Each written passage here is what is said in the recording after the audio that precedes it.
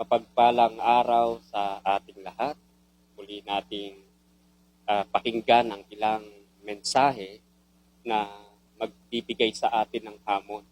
Lalo na sa panahon ng pandemic ay dito tayo nasusukat kung paano tayo magiging masunuri. So sa banal na kasulatan sa John chapter 2 verse 5, sinabi ng kanyang ina sa mga alila, gawin ninyo ang anumang sa inyo'y kanyang sabihin. So dito ay mayroong ipinapahiwatig ang banal na kasulatan sa bawat isa po sa atin. Kung anong klaseng pagsunod meron tayo.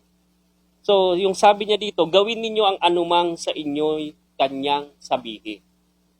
So mayroong tatlong klase ng pagsunod na dapat nating maintindihan sa araw na ito, lalo na sa panahong naharap tayo sa panahon ng pandemic. Unang-una, yung sabi niya dito, the call to personal obedience. Ang pagsunod sa Panginoon ay personal, individual. Kaya mahalaga sa ating buhay na tayo ay sumunod sa Panginoon.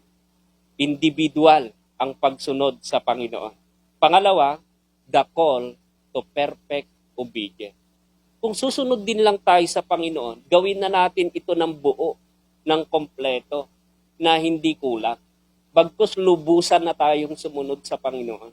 Lalo na ngayon sa panahon natin, sa panahon ng pandemic, mayroong tinatawag na health protocol, na kung saan inuobliga tayo na magsuot ng face mask, magkaroon tayo ng social distancing, at siyempre pairalin din natin ang disiplina.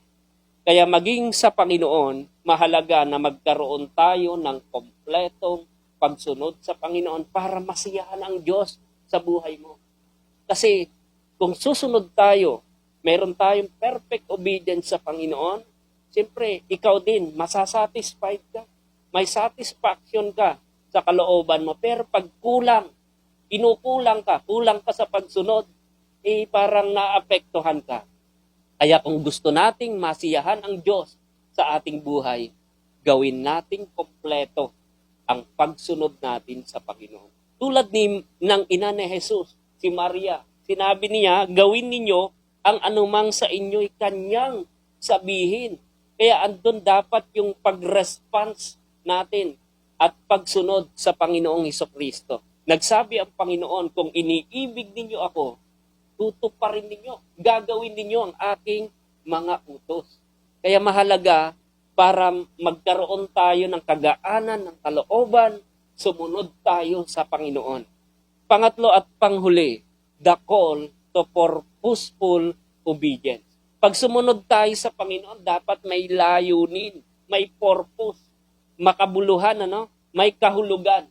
Kaya nga pag sumusunod tayo sa Panginoon, nagiging makabuluhan yung bawat galaw natin at bawat pagkilos natin, nasisiyahan ng Panginoon.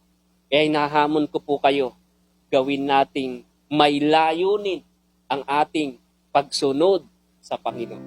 Naniniwala ako kung may obedience tayo, mapapabuti ka. At ang result ng obedience, magpapalain tayo. Kaya wag po tayo maging masuwa.